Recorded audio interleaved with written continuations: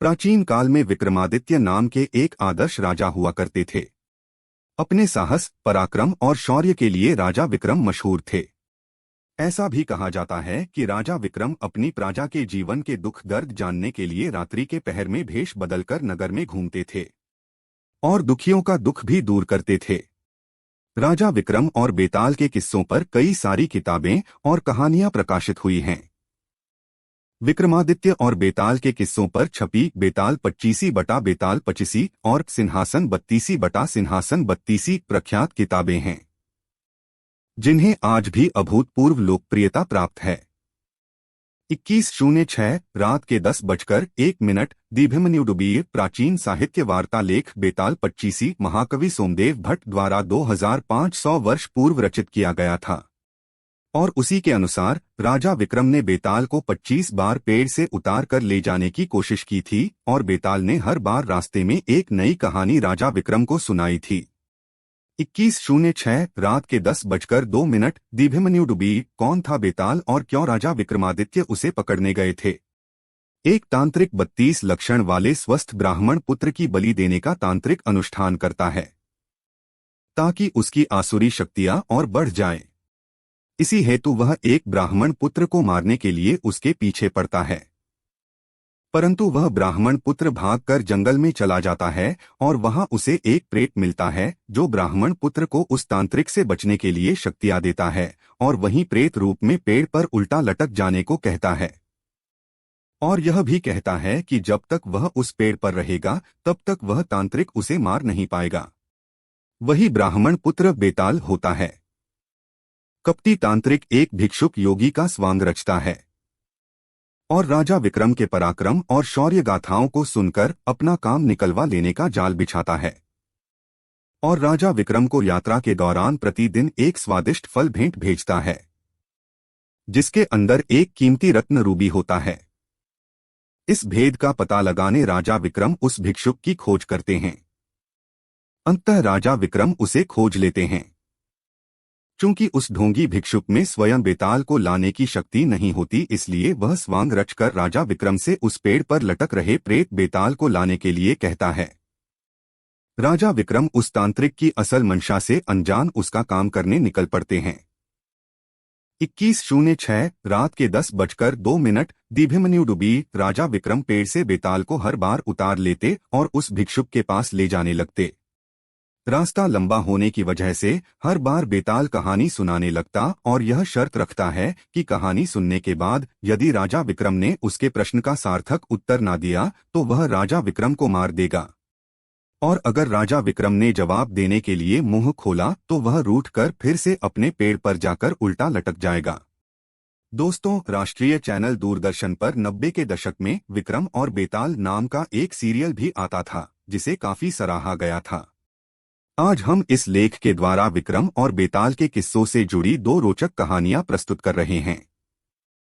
2106 रात के 10:02 दीभिमन्युडुबीर घनघोर अंधेरी रात में राजा विक्रम अपनी खुली तलवार लिए बेताल को पकड़ने आगे बढ़ते हैं और अपने पराक्रम से बेताल को वश में करके अपने पीठ पर लाद कर ले जाने लगते हैं। सफर लंबा होने के कारण बेताल राजा विक्रम को कहानी सुनाता है और हमेशा की तरह शर्त रखता है कि 2106 रात के 10:03 दीभिमन्युडुबीर बेताल कहानी सुनाना शुरू करता है। चंदनपुर गांव में एक वृद्ध स्त्री रहती थी। उसका एक बेटा था जिसका नाम दगड़ू था। वह स्त्री नए पुराने कपड़े सिलने का काम करके अपना और अपने बेटे का पेट पालती थी। दगड़ू एक कामचोर और आलसी लड़का था और दिन रात सपने देखा करता था। दगड़ू के साथ एक बड़ी परेशानी थी कि उसे अक्सर बुरे सपने ही आते थे और जब भी कोई बुरा सपना आता था वह सपना हकीकत बन जाता था। एक दिन दगड़ू को सपना आता है कि कुछ लोग नवविवाहित दंपत्ति और बारात को लूट रहे हैं और उनसे मारपीट भी कर रहे हैं। दगड़ू ने जिसे सपने में देखा होता है वही दुल्हन बनने वाली लड़की अपनी शादी का लहंगा सिल जाने के बाद वापस लेने दगड़ू की मां के पास आती है। दगड़ू फौरन उसे सपने वाली बात कह देता है। वह लड़की अपनी मां और ससुराल वालों को यह बात बताती है। पर सब लोग इस स्वप्न वाली बात को वहम समझकर अनसुना कर देते हैं। शादी के बाद जब वरवधू बारात के साथ जा रहे होते हैं, तब सपने वाला वाकया सच में घटित हो जाता है और इस पूरी घटना में दगड़ू पर आरोप लगते हैं कि वही लुटेरों से मिला होगा, वरना उसे कैसे पता चल सकता है कि ऐसा ही होगा। और शक की बिनाह पर सारे लोग मिलकर दगड़ू की खूब पिटाई करते हैं। 21:06 रात के 10:03 दीभिमन्यु डुबी। इस घटना के कुछ दिनों बाद एक रात दगड़ू को सपना आता है कि मोहल्ले में रह रही चौधरायन का नया मकान गृह प्रवेश के दिन जलकर खाक हो जाता है। तभी अगले ही दिन चौधरायन उस मकान को बनवाने की खुशी में लड्डू लेकर दगड़ू की मां के पास पहुंचती हैं और गृह प्रवेश समारोह के दिन जलसे में आने का न्योता देती है। वहीं पर सपने की बात दगड़ू फौरन अपनी मां से और चौधरायन से कह देता है। चौधरायन गुस्से से लाल पीली हो जाती है और उल्टा दगड़ू की मां को ही कहने लगती हैं कि तुम्हारा बेटा ही काली जुबान वाला है और उसके बोलने से ही सबके साथ अनर्थ हो जाता है। चौधरायन गुस्से में जली कटी सुनाकर मां बेटे को भला बुरा कहकर वहां से चली जाती हैं। गृह प्रवेश समारोह के दौरान कोई घटना ना हो, इसके लिए पक्के इंतजाम किए जाते हैं, पर फिर भी किसी न किसी तरह आग की चिंगारी चौधरायन के भव्य मकान के पर्दों में लग जाती है और देखते देखते रौद्र रूप धारण करके पूरा मकान जलाकर खाक कर देती है। चूंकि दगड़ू इस बारे में पहले ही बोल चुका था, इसलिए सब उसे काली जुबान का बोल उस पर टूट पड़ते हैं और उसे मारकर गांव से निकाल देते हैं। 21:06 रात के 10:04 दीभिमन्यु डुबी। दगड़ू समझ नहीं पाता है कि लोगों को सच सुनकर उसी पर क्रोध क्यों आता है। खैर, दगड़ू एक दूसरे राज्य चला जाता है, जहां उसे रात की पहर में महल की चौकीदारी करने का काम मिल जाता है। वहां के राजा को अगले दिन सोनपुर किसी काम से जाना होता है, इसलिए वह रानी को कहते हैं कि उसे सुबह जल्दी उठा दें। दगड़ू रात में महल के दरवाजे पर चौकीदारी कर रहा होता है। तभी अंधेरा होने पर उसे नींद आ जाती है और फिर उसे सपना आता है कि सोनपुर में भूकंप आया है और वहां मौजूद सभी व्यक्ति मर गए हैं। दगड़ू चौंक कर जाग जाता है और अपनी चौकीदारी करने लगता है। दगड़ू सुबह राजा के सोनपुर जाने की बात सुनता है।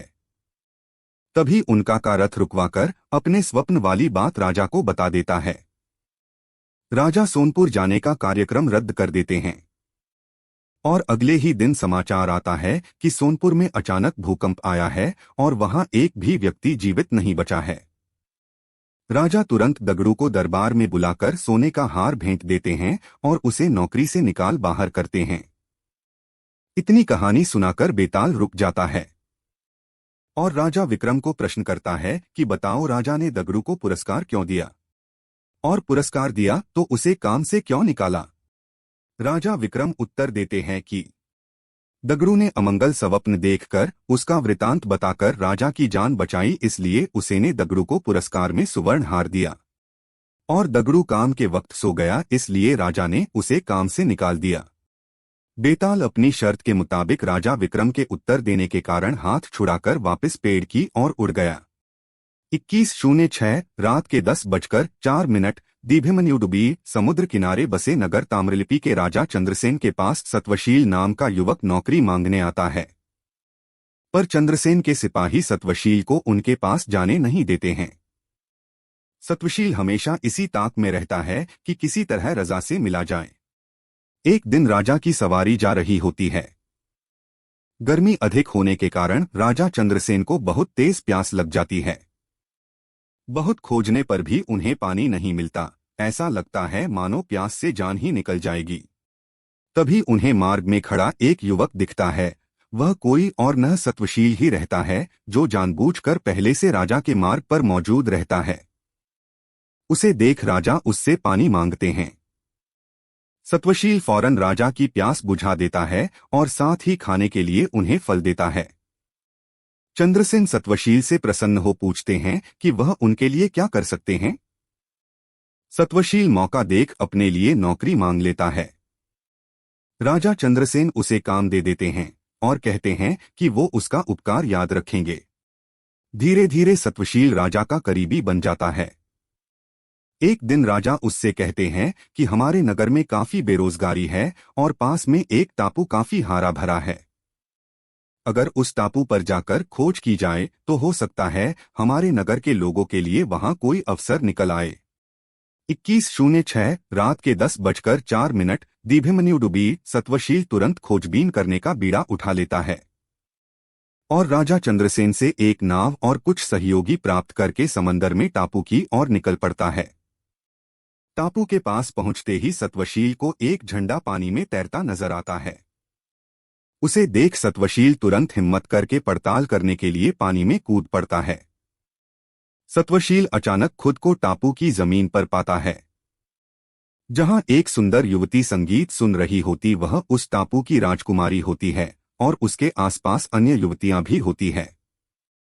सत्वशील उसे अपना परिचय देता है और राजकुमारी सत्वशील को भोजन करने का प्रस्ताव देती है और खाने से पहले एक पानी के छोटे तालाब में स्नान करने को कहती है। सत्वशील जैसे ही पानी में नहाने जाता है वह खुद को ताम्रलिपि के महल में राजा चंद्रसेन के पास पाता है और इस चमत्कार को देख चंद्रसेन भी चकित रह जाते हैं। चंद्रसेन खुद इस रहस्यमय जगह पर जाने का फैसला कर लेते हैं और वहां जाकर उस टापू को जीत भी लेते हैं। उस टापू की राजकुमारी विजेता चंद्रसेन को उस टापू का राजा घोषित करती हैं। जीत की खुशी में राजा चंद्रसेन उस राजकुमारी से सत्वशील का विवाह कराने का आदेश दे देते हैं और उस क्षेत्र की रक्षा और प्रतिनिधित्व का भार सत्वशील को सौंप देते हैं। इस तरह चंद्रसेन सत्वशील के उपकार का बदला चुकाते हैं। 21:06 रात के 10:05 दीभिमन्यु डुबी इतनी कहानी बताकर बेताल चुप हो जाता है और राजा विक्रम से प्रश्न करता है कि दोनों में से अधिक बहादुर कौन था, सत्वशील या टापू जीतने वाला राजा चंद्रसेन।